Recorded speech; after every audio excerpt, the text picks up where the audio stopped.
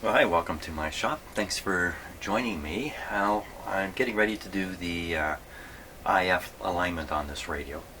But before doing that, I actually read a few comments on my last video, and a number of people are pointing out, and I even got some emails on this. Excuse me, perhaps the way I'm monitoring the battery voltage going into this radio is not totally appropriate, and I have to agree. I've been monitoring the current coming out of the battery, and I've been monitoring the voltage across the battery and just keeping an eye on this. The problem is I'm doing the voltage back at the battery. I really should be measuring the voltage right at the heater inside here. So to facilitate that, I've got this clip lead which is connected to the heater terminal of the 3V4. We're going to hook this up to my voltmeter here as soon as I figure out how to do it. And then we're going to run the radio just with the battery connected. The A battery, filament battery connected. I won't bother with any B+. So did I do this right? I think so. Just got to figure out which meter we're using here.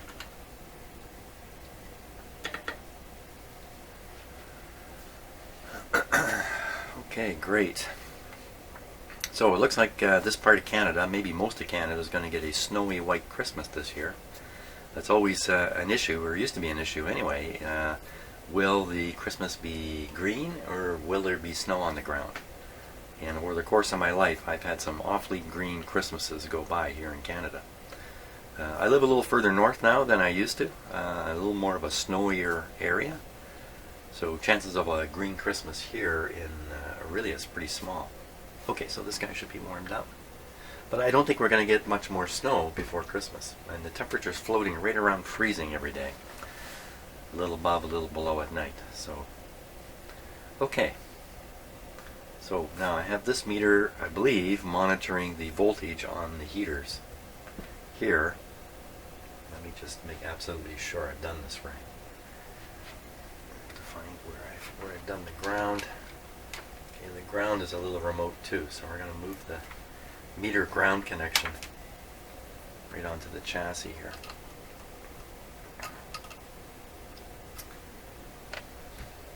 Okay, so this is still reading the current. Now, it's also been suggested to me that this meter itself may be interfering with the amount of current that can flow to the radio, because the way an ammeter works is it has a small shunt or a small resistor in it, and it reads the voltage drop across the resistor. So it actually inserts a resistance in the current flow path. I'm using this on the 10 amp input. Probably has the largest resistance possible in there. I can change this to less, to 200 milliamps, since the current from the battery is only 170 or so. And I have another battery ready to go, just in case I've really worn this one out, which I hope is not the case. Okay, so I think we're all set to apply the current. And to do that, all I got to do is just turn the radio on.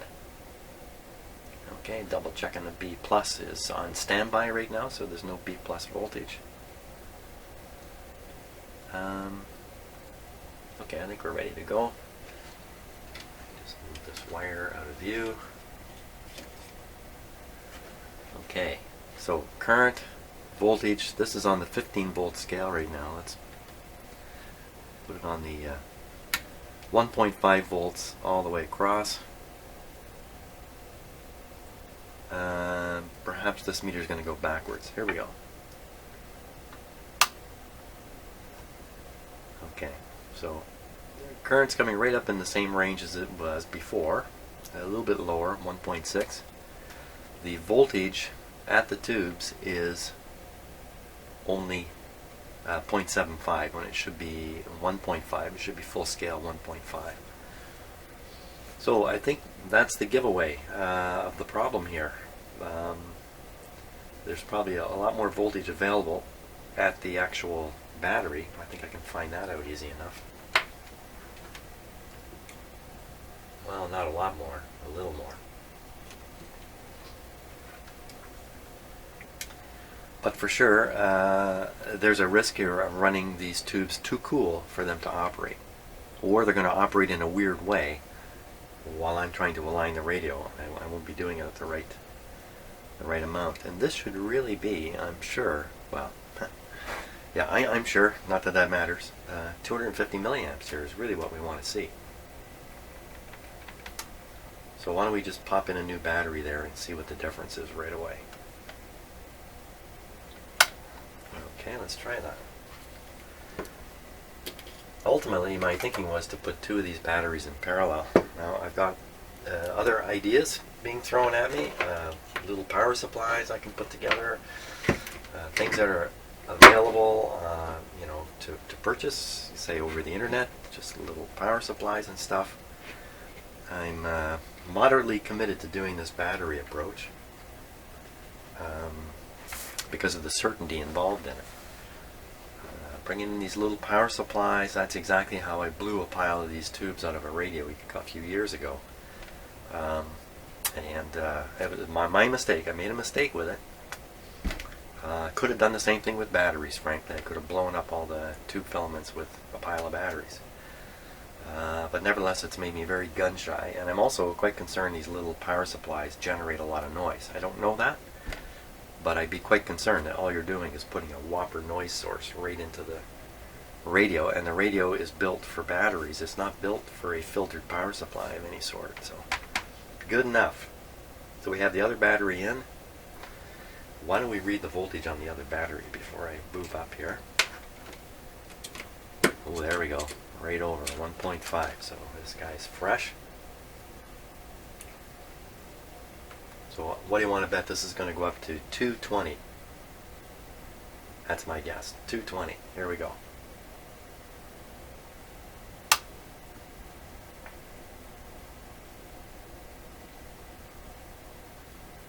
Wow, now that's kind of interesting, isn't it? I got why is it nothing ever goes the way I expect it to? So this has come up to the same spot. The same current. What, did I put the same battery back in? No, I tested it.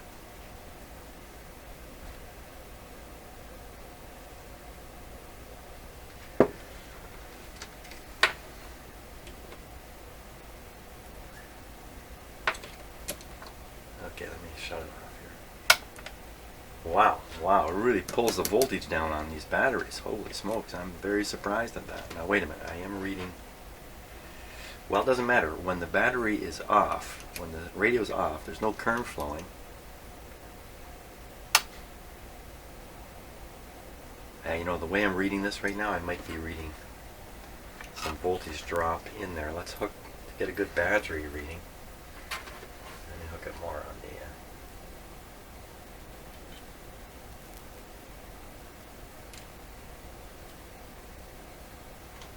This is right across the battery now with the radio operating. So it's still there. So, okay, what that tells me, I'm getting a pretty substantial voltage drop in the way I've set this up. How much you want to bet it's right across the meter. So what we'll do is we'll read the voltage drop across the meter. That's pretty easily done. If I just put this here, are we on? We are on. 170 milliamps. That's the voltage drop across the actual ammeter. And that's how much? That's almost the amount that's missing. I really hadn't thought much about this. So on the actual meter reading, that's 0.2, almost 0.25 volts. Okay, so let's change this to 200 milliamps.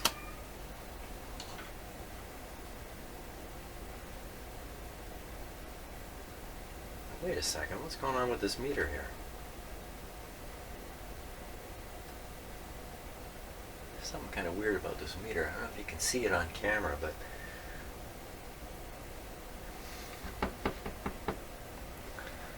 what is going on here? Let me hold it over here. Once again, I'm not familiar with my own instruments here. Okay, so I bought this at a yard sale for $1. Couldn't resist. Somebody else had written DC volts AC volts, and here they wrote ACA. It's got to be AC amps. The meter symbol shows, it's kind of weird, both, what I would interpret that to be both DC and AC. Can a meter do that? Can a meter like this be like that? So this just says volts. It also has the DC and the AC sort of symbol here. Can you really do that with a voltmeter? You know what? I've got this in the wrong spot. When I switch from 10, I gotta switch over here. That might explain a little bit too. So on 10, current flows. Okay, off. There we go. We should see a more accurate reading now. This guy is fused 200 milliamps max, it says. It means there's a 200 milliamp fuse in here, and I'm pretty close to the limit. It also means if I turn on the radio with the meter set like this, I'm liable to draw briefly more than 200 milliamps, pop the fuse in my meter, which is why I was using the 10. But right now, we can measure the voltage drop. I think there's a smaller shunt in there, so the voltage drop should be less.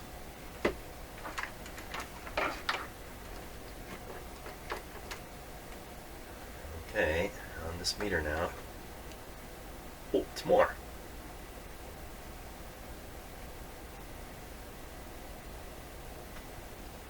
Well, I guess that makes sense, doesn't it? Sure, smaller current. To maintain the same voltage drop, you need a bigger shunt. So ignore everything I was saying. I had it all back asswards there. Okay, so let's go back to the where it was. The other thing I can do is I can get rid of this meter entirely, and we'll see what happens to the voltage in there. Back on the 10. 10. He says repeating himself for no good reason. There's the voltage drop. 2.1 volts. 0.21. 0.21. Okay. And we want to hook this back up. What is coming into the actual radio? What's actually making it to the filaments? The radio is on. Filaments are closed. They're pretty cool. What happened? How come it's... Oh, because of where I've placed this. Okay, I'm getting more voltage, lead voltage drop into the reading. I don't want that. I want to get right on the chassis here. There, that's a more accurate representation of what's really powering this radio. Half what it should be. Excuse me. Okay, so we'll take this out of the circuit and we'll see what this voltage becomes. Of course, I'm heating up and cooling down these tubes a lot, but you know, they don't heat up or cool down very much, so probably not wearing them out or anything. Just going to put these together. Here we go. That's not very reassuring, is it? Where has all the voltage gone? Long time passing. Okay. That's just using a whole pile of useless clip leads here.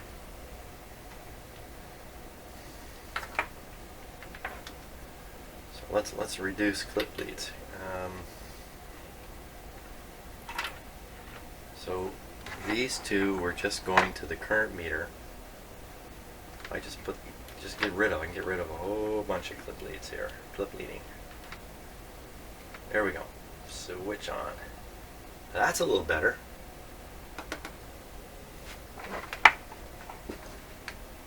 I really never thought much about the voltage drop in these leads. Okay, so I'm taking out this much wire. I've forsaken the current reading. Excuse me.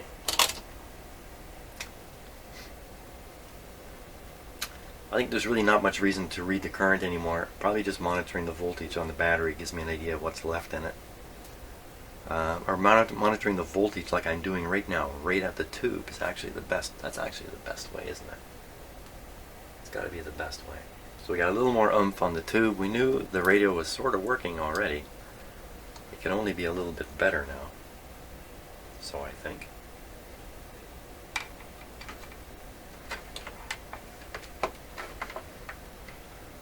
Okay, so I think that resolves the any issues with the battery. It's still running on a lower voltage than it should, but it shouldn't need absolutely 1.5 volts to operate. But just get a reduction in output level as the heater voltage drops down, and I think from realizing what was going on, it was a lot lower than it is now, and the radio seemed to be working. Talking about working, we could turn this radio on at this point. I do have a signal generator ready to go. Following the instructions here.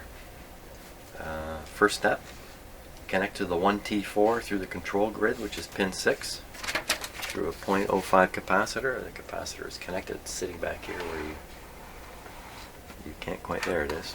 There's the clip lead from it and the capacitor. Waiting for a connection to the signal generator. We'll put in the 455 signal. And where are we looking for it? I guess we're just reading output from the speaker. So this is just your classic feed in 455, pick it up on the speaker, measure the voltage, and go from there. I've got a camera ready to measure or to watch the voltage on the output, and this is just the B plus voltage, but this meter's not very accurate, but that's what will be on here.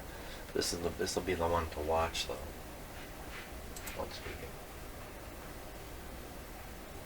Once we get going. That's the sound of a cat making a deposit in the background. Cats like to bank a few times every day.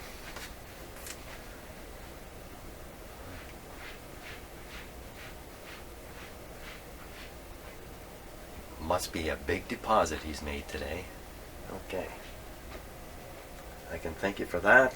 I know what I'm doing after I finish in the shop here today. I think we can apply power here now. So this meter's watching the B plus. Proper B plus is pretty much straight up. I'm just reminding myself of all these things. It may sound like I'm telling you, but in a lot of these videos I really am literally talking to myself in here. Actually, since I started doing these videos, I find I talk out loud to myself a lot. No, maybe I always did and never realized it, but it's okay, I'm not crazy. At least I'm not certifiable. Radio's on, so as soon as I apply the DC, excuse me, it will be fully non-operational. Okay, that's what we'll do. Let's put on a little DC here. I can actually watch this meter here.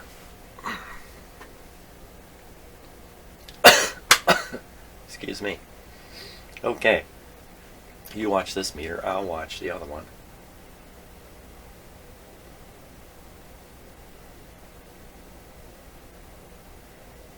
$85. So there's 85 volts on the other meter, and on this one it shows as 100, so not accurate. Volts.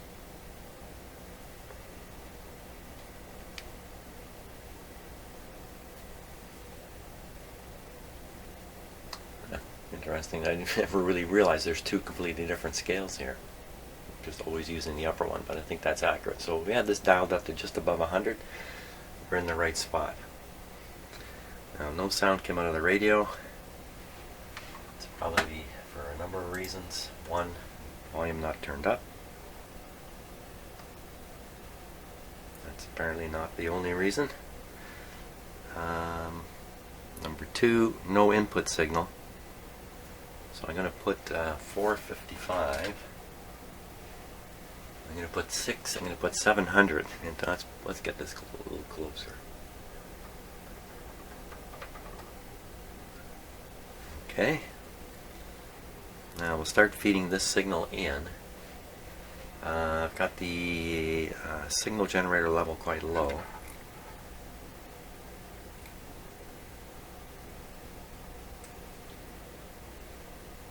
I'm in a very uncomfortable position of hearing nothing, but what has happened here?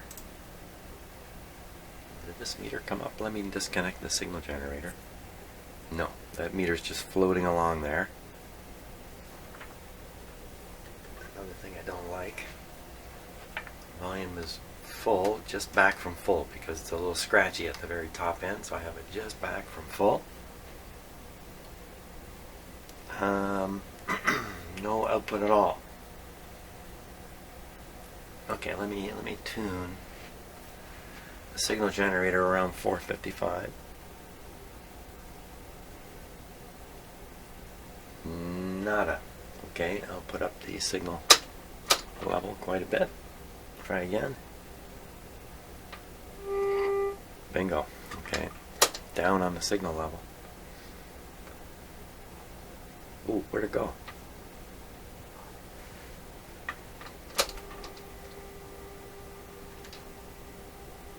Okay.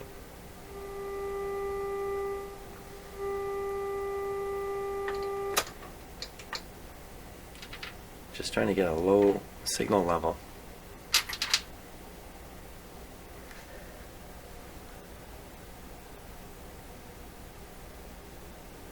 Hang on. More than one way to skin the cat here.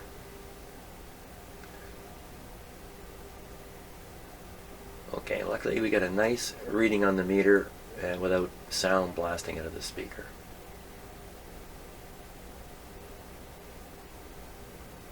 Seems to be doing that fading thing. Let me let go of the control here. I'm not touching anything now.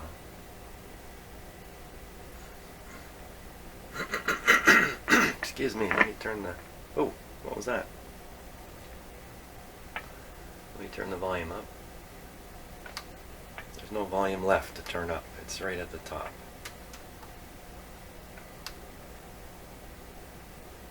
Okay, a little more input.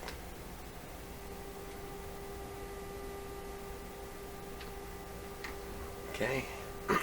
Wow, it's very, very quiet. So I can't tell for sure if this is exactly the way it should operate, or if there's some terrible loss of signal through here. It's still varying, isn't it? Oh, what was that? Okay, and you know, What was that? I didn't move. I'm standing still. Well, that was clearly some kind of contact issue there. Excuse me. So the B plus, current flow, no change on those two guys. So what happened here? Ooh.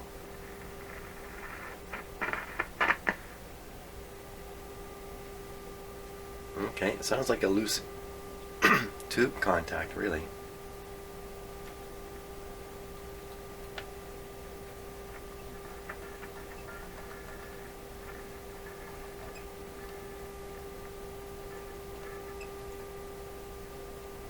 Something funny going on there.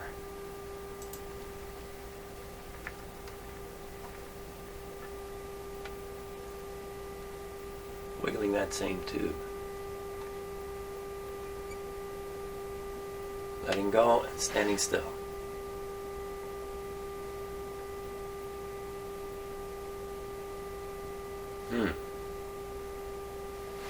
Carry on with the next tube here. Seem to have any effect. And the output tube.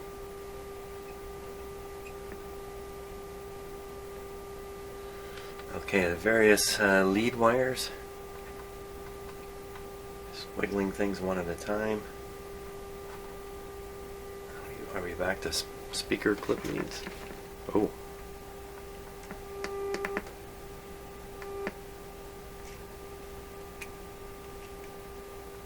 What? Oh, heavens, what was that? Oh my gosh, what's going on here?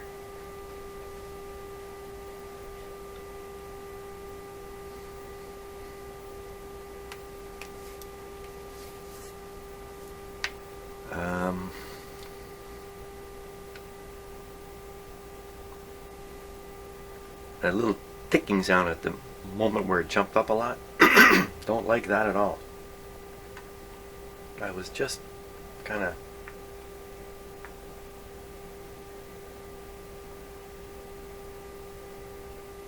didn't have too many things to keep my eyes on at once here. This is the tube that seemed to have some kind of bearing on things.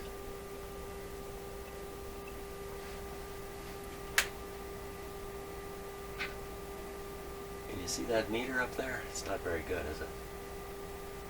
Yeah, a lot of camera challenges with lighting. Okay, this last tube.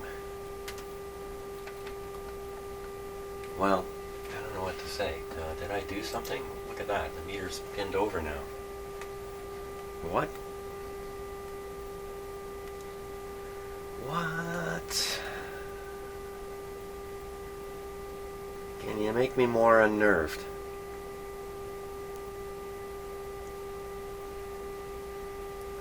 You can't do an alignment with a radio that shows instability, or an equipment setup that's unstable, or if your test equipment itself. I was moving this when the big stuff happened. What am I moving? You can't see what I'm moving. Okay, let's take a look at what's going on here. So, what I'm actually fiddling around with is the speaker speaker wires again.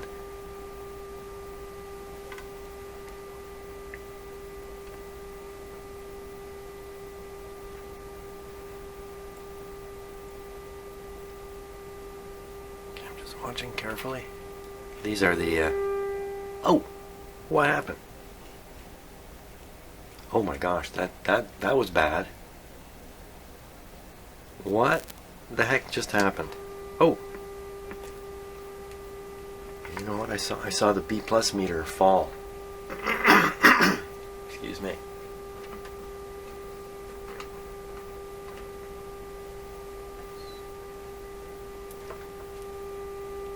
Now, a good question. Am I measuring the B plus from the supply or at the radio? Maybe I'm making the same mistake with the B plus measurement here. I'm measuring it too far away from the actual radio. I'm measuring it way out on the end of the lead wires. It says 90 volts now. Let's just chunk it back a little bit.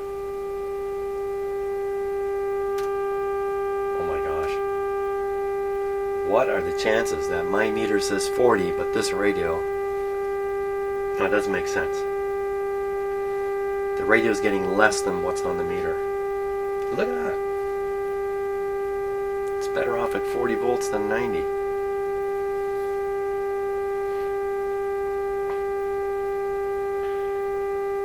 That would tell me something's not biasing properly in here.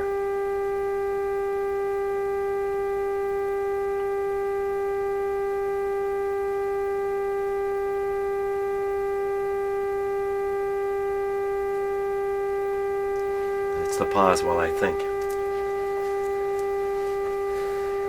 Turn down the volume. So we get a lot more volume at half B plus. Half B plus on the end of the supply wires. What's actually reaching here is going to be, if anything, a slightly less.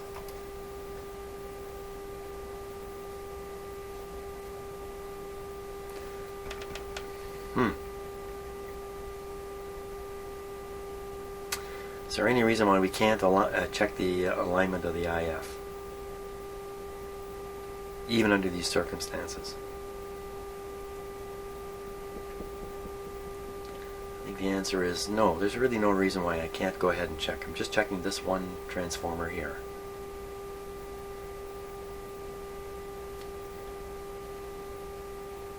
It's all holding fairly steady now. Okay, let's see if I can get a little tiny skinny screwdriver to go in there.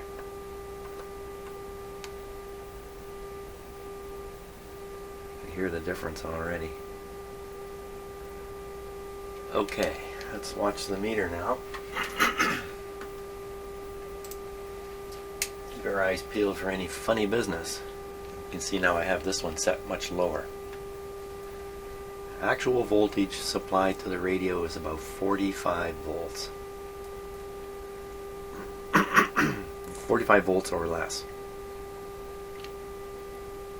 Now, let me just tune the signal generator.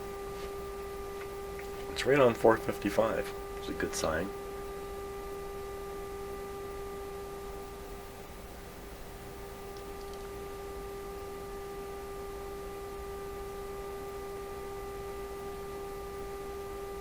Okay, there's the peak.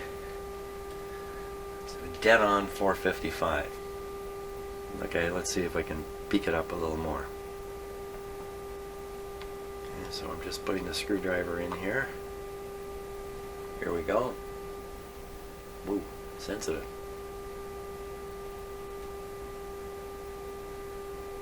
Screwdriver out onto the other transformer. Okay, here we go. Ooh.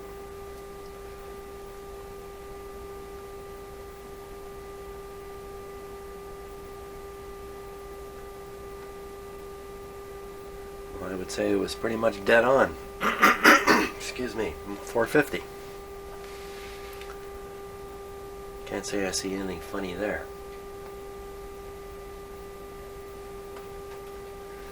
Now, how about we take a peek on the SDR?